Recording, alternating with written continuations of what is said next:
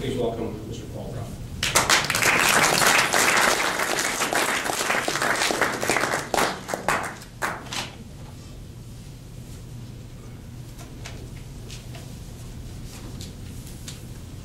Honored Chair, Minister Kent, Honorable Chair of the Canada-Ukraine Parliamentary Friendship Group, Mark Warawa, Ambassador Ostash, distinguished parliamentarians, community leaders, ladies and gentlemen.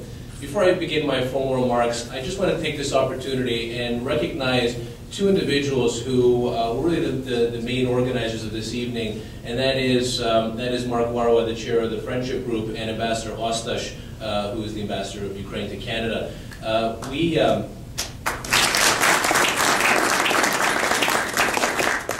The Ukrainian-Canadian Congress, for those of you who don't know, brings together the entire Ukrainian-Canadian community across Canada, which is a feat amongst itself, which I'm proud to and honored to be the president of. But we've had a tremendous working relationship with both the Parliamentary Friendship Group and the Embassy of Ukraine, and I think as a tripartite group we've done some amazing things together, and really do want to thank and recognize both the Friendship Group and the Ambassador for that very tight and productive working relationship. Also wanted to recognize the Parliamentary Friendship Group, the parliamentarians that have really been involved in solidifying a very productive relationship between Canada and Ukraine. Many are here in the room. James Bezan, who championed the Holodomor bill. We have Boris Jasnowski. We have Mike Wallace. We have obviously Mark Warawa, Peter Kent. Dave Christopherson was here earlier, Peter Goldring, Joy Smith. A real pleasure, and wanted to thank you sincerely for all the work you're continuing to do that. And Gerard Kennedy just walked into the room as well. I wanted to thank, sorry to point you out, Gerard. Gerard also serving as an election observer. And we really share a very close relationship, the community does. And I have to say that coming here, the word House of Commons really rings true, because this really is a House of Commons, and I can speak on behalf of the Ukrainian community. We do feel this is a House of Commons, knowing that the Ukrainian Bible, the Ukrainian Constitution, and a number of other very important documents to our heritage are housed here in the most important, prestigious place in Canada. So I wanted to thank you for that.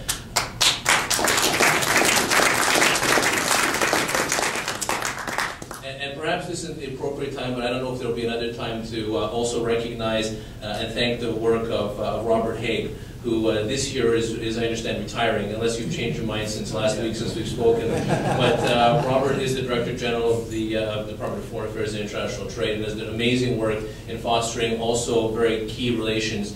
In particular, has co-chaired the Canada-Ukraine Advisory Council between the Congress and the Government of Canada, and I want to recognize you for your long, hard work, and we really appreciate your contribution.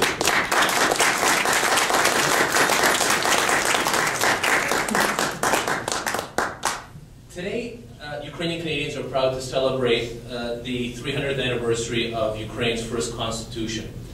By recalling history, we allow ourselves an opportunity to learn from our past. As demonstrated by this first democratic European constitution, Ukraine was on the road to becoming a great and progressive European state. However, the imperial ambitions of Ukraine's neighbors had and continue to hinder Ukraine's development as an independent and democratic state. Ukraine's current government can take a lesson from Orlyk's constitution, namely, separating and creating a balance of power between executive, legislature, and judiciary, as well as protecting Ukraine's independence from its neighbors.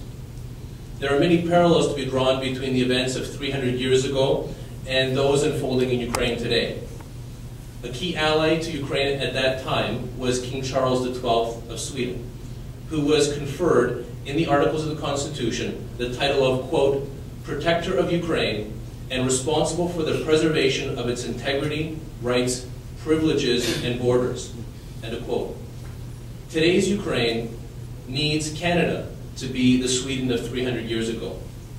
As the host of the G20 summit coming up in June, Canada has a unique opportunity to stand up as the protector of Ukraine by expressing its unequivocal support for Ukraine's territorial integrity, political, economic, and cultural sovereignty. It is incumbent upon Canada to stand behind Ukraine in pushing back Russia's assertion of its sphere of influence over Ukraine.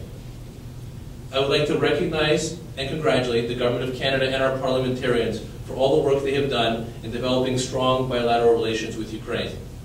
Today, more than ever, Ukraine needs Canada's support and engagement, as many Ukrainians are feeling isolated and abandoned by Western democracies.